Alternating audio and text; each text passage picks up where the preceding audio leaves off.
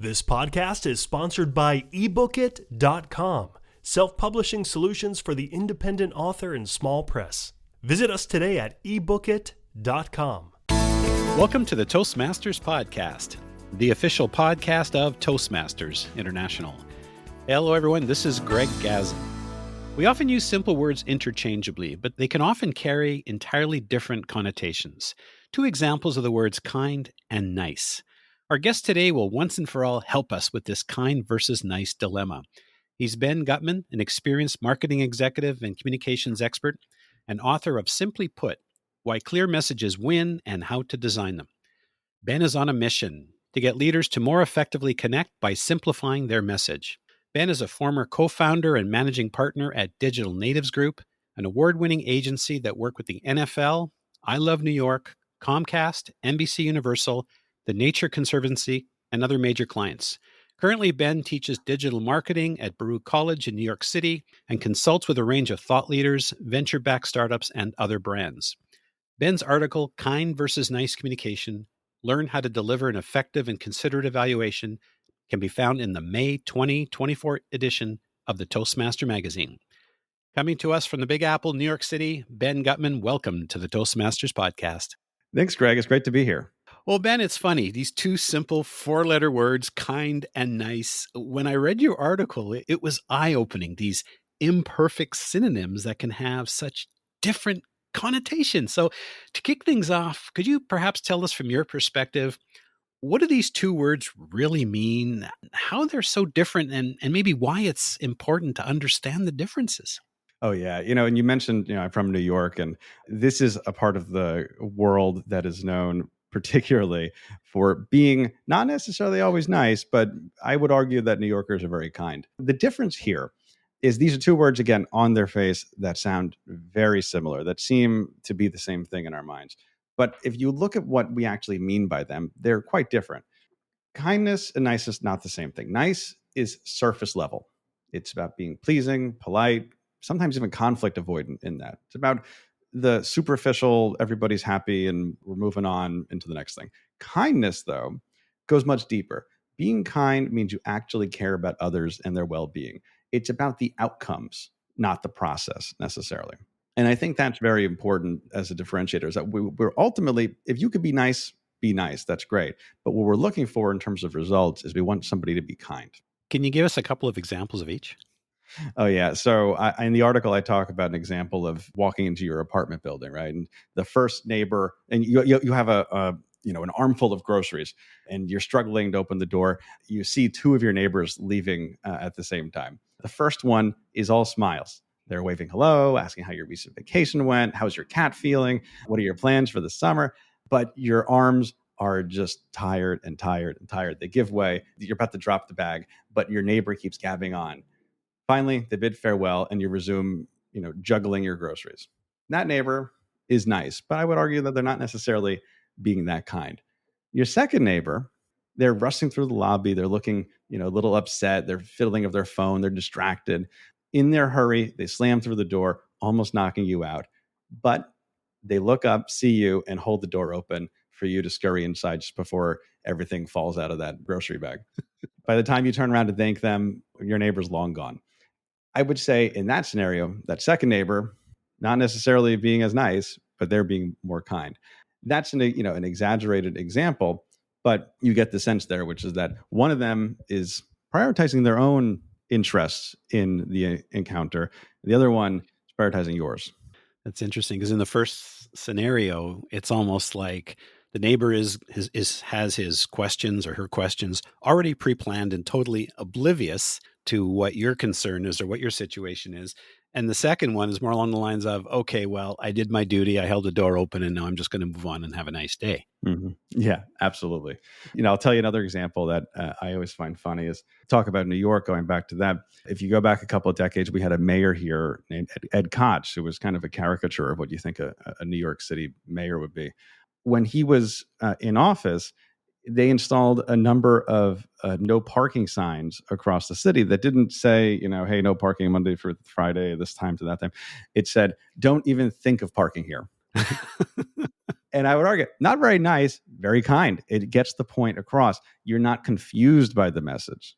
You are ultimately getting what they're trying to communicate. And you're going to be better off by not getting that parking ticket than by somebody, kind of mealy mouth being polite to you. That's interesting. As I was preparing for this interview, I started thinking about the word nice and kind. And I started thinking about George Carlin about, oh, isn't that nice? Isn't he nice? Isn't she nice?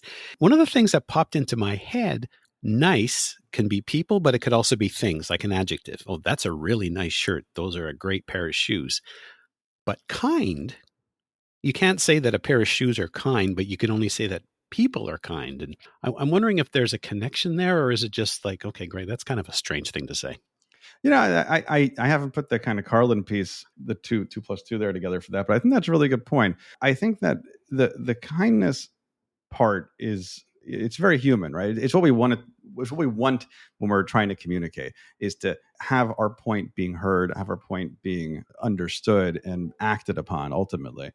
Yes, I think that there's definitely something to that, where it's not necessarily just something in the abstract that's surface level, because surface level stuff, as you're saying, could be the shoes, could be the shirt, could be whatever. It's about, what are you actually trying to get across from one person to another? In the article, you say that kind and nice are not necessarily mutually exclusive. Can you perhaps elaborate on that?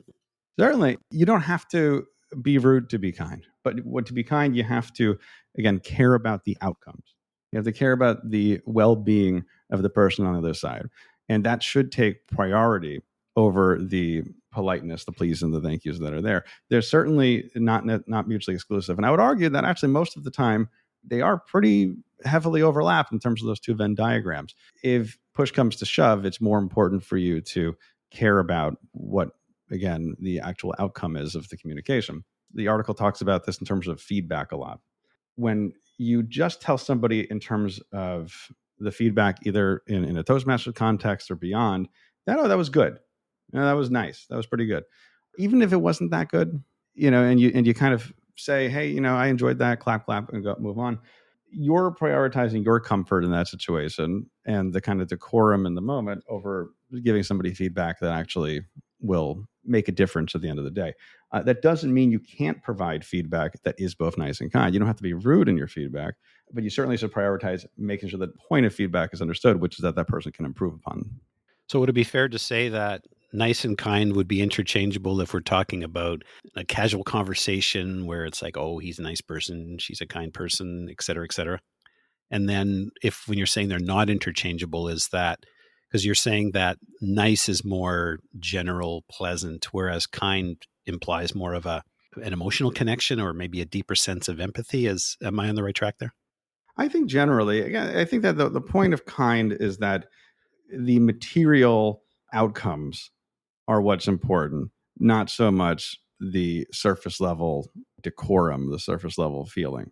I think that, when it comes to feedback, when it comes to helping somebody, through the door, when it comes to helping somebody through parking, is that you care about that person improving, you care about that person being able to, get home without dropping their groceries, you care about the person, not having their car towed.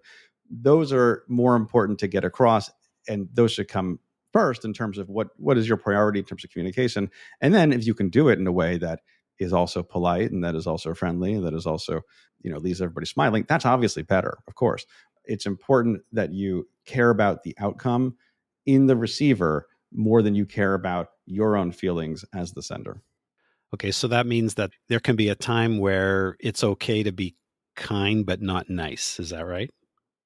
Oh, certainly. Yeah, exactly. And in those examples again, right? If somebody is, in danger, right? If there's a car accident or, the firefighter's trying to get people away, they don't really need to say please and thank you, right? They should direct you to where you're going to be safe or something. That's the kind of thing that's really important. So let's talk a little bit about how this applies if we're talking about Toastmasters feedback. And of course, in Toastmasters, it's extremely important that every speech, every presentation be evaluated. So how does kind versus nice apply in this context? We'll talk about kind of three attributes for this. The first one is under the heading of benefits, right? What's in it for you?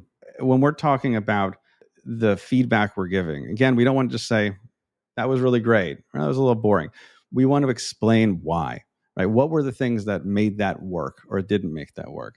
Because in the world of feedback, the because is the goal, right? It helps your listener connect the input to a reason and helps them improve going forward. What's also interesting, by the way, is there's some research that shows the word because, if you say that this was boring because of this or this was interesting because of that, it carries its own little bit of magic, right? We really like to have reasons behind something. And I can tell you from being on the other end of this, when I've worked with clients and you're trying to get something, trying to manage feedback from them, is that if you're able to say, well, we did this because of that, or we did this, that because of this, you're able to get a lot more buy-in from the receiver on that end. People don't just like hearing things kind of in the abstract because they can kind of push them aside and say, this is your opinion. But if you say because, well, that starts to link this causation in there. It becomes more about the facts of the case here and less about somebody's opinion for something. It's the why then. Exactly. Yes. I love in the article that I guess you're talking about the photocopier where people were standing in front of the photocopier and you needed to cut in because I have to make copies, which, I mean, that's why you're there. But tell us a little bit about that one. Oh, yeah. So this is a famous study from nearly 50 years ago. Ellen Langer at Harvard University. She ran a number of different experiments. One of them, probably the most kind of notable, was you had a bunch of, I guess, Confederates of the researchers. They had a handful of copies. They saw a line at the university library, and they just asked to cut. And if they just asked to cut, people said, no, I'm not, I'm waiting for copies myself. I don't need to do that. But if you added a reason, and it doesn't have to be a real reason, just the word because, and you say, because I have to make copies, instead of saying, oh, because I'm, late for a class, or because I need to, go pick up my kid from school. You don't even have to give those real reasons. You could give a circular logic reason, which is because I have to make copies. And that would increase the likelihood that somebody lets you cut in by up to 50%. There's a whole bunch about this. If you read Robert Cialdini's kind of famous book, Influence, that's where I first heard about this study years ago. If you want to look into some of these magic words here, I highly recommend that. It's very interesting. It's a bit of an aside. This goes back to this idea of kind of, the benefits, the so what of this. Right. If you want to start to get to the root cause of why we buy anything, is we say, well, so what? It's like sales 101 type of stuff. And again, slight aside here, but it does relate to some of the stuff here. If you ever worked in sales and marketing, the first thing that you're going to learn is that we don't buy features, we buy benefits, right? We don't buy the thing, we buy what the thing does for us. You can start to tie those things together by asking that question, so what? Which is kind of the inverse of that because. And when you use that tool, you can start to get closer to what actually motivates us, especially because you can use that tool several times going down to get from functional benefits to emotional benefits to our core motivations. Great. Okay, so that's the benefits. So that's the first principle. Yep. And the second one is focus. The next step in effective feedback is to maintain focus. What is the one thing that the receiver needs to hear? Focus is hard for us for two reasons. Number one is it's tempting to throw in polite asides to help soften the anticipated blow of this critical note. And then the other one is that evaluators, we're often unsure of what we actually want to say. And by sprinkling around a few phrases here and there, it allows us to kind of get through the task at hand without breaking too much sweat. We're able to filibuster our way enough and kind of get out of that. Simplicity, focus, these are hard things. Right? There's nowhere for us to hide when we're giving that type of feedback. It's also useful to highlight in many ways what the receiver did well, authentically, which can help prime them to receive the rest of your feedback. But don't confuse the two. Don't confuse authentic, genuine appreciation with the sugarcoating, polite asides that can throw somebody off track from what it is you actually want them to understand. Now, what if they're a person that specifically, they're very fearful, that if you say something negative, they're going to run for the hills? How would you do that without totally sugarcoating it? Oh, that's hard. I mean, there's the old kind of framework of the kind of compliment sandwich, compliment Oreo, depending who you ask, where you basically say a nice thing, you say the critical thing, you say a nice thing again. That certainly does work, and there's quite a bit of evidence to say that does work. That's going to be hard. That's going to be depending on knowing your audience. It kind of leads us a little bit into that third piece of this, which is empathy. When we're practicing empathy in our feedback, we're able to put ourselves in the shoes or put ourselves in the understanding of the people we're talking to. Empathy is understanding your counterpart, right? It's meeting them where they are in terms of language, emotions, motivations, and more. If you take a moment to put yourself in their shoes and attempt to figure out why did they do what they did, right? Why did they say what they said? You're going to have a lot better understanding of how you can give feedback that's actually going to land. If we look at how did they get to this point where they chose this topic, how did they, where does it fit in their Toastmasters journey? We're able to, train this hard muscle here of empathy. And when we do that, we can ultimately better understand them, and we're going to be better equipped to deliver the kind feedback that is important in a language that they will connect with. Now, in the article, you mentioned how empathy is a hard muscle to train. I'm just curious what you were thinking when you wrote that. Yeah, this is one of those things that when I talk about it in the context of communication, it's about speaking in the language that our audience understands, right? Meeting them where they are in terms of the literal words that you're using, but also their motivations, their emotions.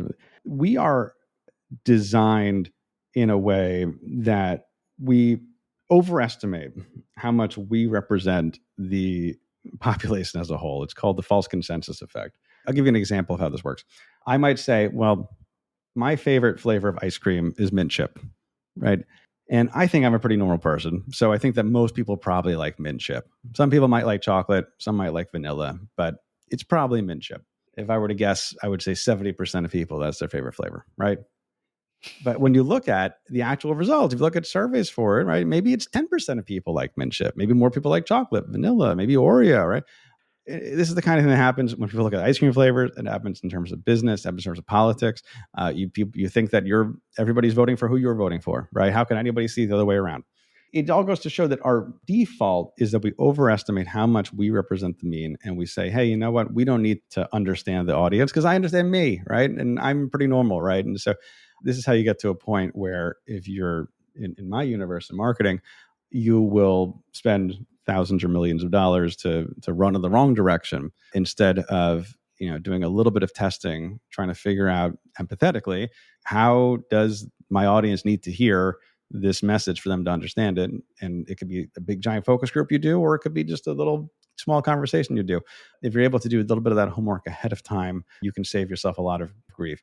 So that's what I'm getting to of empathy here is we're in situations where we overestimate how much we represent the mean. We overestimate how much the bubbles that we're in represent the population as a whole. And it just takes more work than we think to be able to speak to somebody where they are. That's interesting. So these are 3 principles that you can use both in your life, but also in showing feedback in Toastmasters. I like how you focus on the benefits. That's whether you're buying a product or whether or not you're talking about how well someone did, and then focusing on what they need to hear. And I guess it's also the way you deliver it in terms of the sugar coating or non-sugar coating, and then try to be empathetic. That makes a lot of sense. Now, in the article, Ben, you mentioned how practicing kindness has both physical and mental benefits, and I thought that was quite interesting. Can you elaborate on that, please? Oh, absolutely. So this is pretty interesting. And again, there's the real benefit of being kind, which is that you get your point across, right? You are communicating. If you're trying to sell something, people might buy it. If you're trying to inform somebody of something, they might understand it. They might vote for the person you want, donate to the cause that you want. They might heed the warning that you're trying to give them, whatever that message is. That's obviously the biggest result of this. But if you want to be selfish about it too, there's evidence that shows that practicing kindness can release oxytocin in your brain, which results in what's known as a helper's high, right? Generosity through kind communication and other acts is shown to be tied with all sorts of health effects: lower blood pressure, less depression, greater happiness, and even a longer life. It turns out that the more you help others instead of yourself, the better you feel. So even if the altruistic, the reasonings for this are not enough, if you want to be selfish about it, it's still better for you to be kind. I never thought of that. That's interesting because I've been a Toastmaster now for 22 years. I do a lot of evaluations. I'm also constantly evaluating myself, and sometimes I'm probably harder on myself than I am on others. And I'll have to remember that, how it's practicing kindness it's good for the health, good for the body, good for the soul. I love it. It's awesome. Yeah. Tell us a little bit about your book. Certainly. Yeah. So I mentioned before my book, simply put, Why Clear Messages Win and How to Design Them, came out a few months ago from Baruch College Publishers. It's been a ton of fun being able to talk about this on podcasts, on stages, on writing about it, and seeing how many people have really kind of gelled to this book over the last few months. The idea is that when I ran a marketing agency for 10 years, the same question would come up over and over again. And it still comes up when I'm in the classroom, by the way, teaching the next generation of marketers. They say, well, why do some messages work when others don't? Right? Why do some advertisements, sell a bajillion units? Why do some campaign slogans, again, elect presidents? Why does some other ones fall flat? It turns out that the answer is simple. That the answer, and that's not particularly revelatory, right? The best communicators, the best brands that are simple. They're easily perceived first, easily understood, and easily acted upon. And that's not particularly revelatory. But what's interesting is that the how of getting to simple and the why of why it works are surprisingly deep and surprisingly complicated. And it all comes down to this idea, and I'll give you a little bit of the thesis here, a little bit of the science behind it. This idea of fluency. And so when you ask a cognitive scientist about the word fluency, they're going to say it's a little bit different than what it's related, but a little bit different than how you and I might know it, right? Well, you and I, we know fluency as being fluent in English or Spanish or Mandarin. You could be fluent in cheese or wine or whatever your interest is. But if you ask a cognitive scientist, they're going to say fluency describes how easy is it for you to take something from out in the world, stick it in your head, and make sense of it. Right. And it turns out that the more fluent something is, the less mental cycles, the less kind of processing power you have to do to perceive and understand and act upon something. Well, we like it more, we trust it more, and we're more likely to choose it or buy it. All the things that we want people to do. And the opposite of that's also true, right? Which is that if it takes a lot of work for us to understand something, for us to see something, we don't like it, we don't trust it, and we don't buy it. And so we have this gulf here where the senders, when we're in that mode, we have a really hard time getting simple, but receivers, when we're wearing that hat, we all want something to be fluent and simple. And that's what the book is about how do we bridge that gap? Excellent. Sounds like an opportunity for a follow-up episode sometime down the road. Absolutely. I would love to be back. It's been a ton of fun, Greg. Now, Ben, I understand that it's probably not a great idea to assume that the majority of the people out there love, I guess you called it mint chip, but I am going to take a stab and I'm going to assume that 100% of the people need to know the difference between kind versus nice. So I'm going to encourage everyone to take an opportunity to share this episode with your family, friends, and fellow Toastmasters. You can find the Toastmasters podcast at toastmasterspodcast.com, toastmasters.org, Apple, Spotify, and anywhere you get your podcasts. And Ben, before we wrap up, if you could tell us where perhaps people can find you and find your book. Absolutely. So you can buy Simply Put wherever books are sold, Amazon, Barnes & Noble, etc. You can find me at benguttmann.com, BenGuttmann. And from there, you can sign up for my newsletter. You can grab the book, free chapter if you want to grab that. And if you want to team up on something, happy to chat. So feel free to shoot me an email or connect on LinkedIn. That's great. And Ben's article, Kind versus Nice, Learn How to Deliver an Effective and Considered Evaluation. Don't forget, it can be found in the May 2024 issue of the Toastmaster magazine. Ben Guttmann, thank you so much for taking the time to speak with us today. Thanks so much, Greg. Pleasure to be here.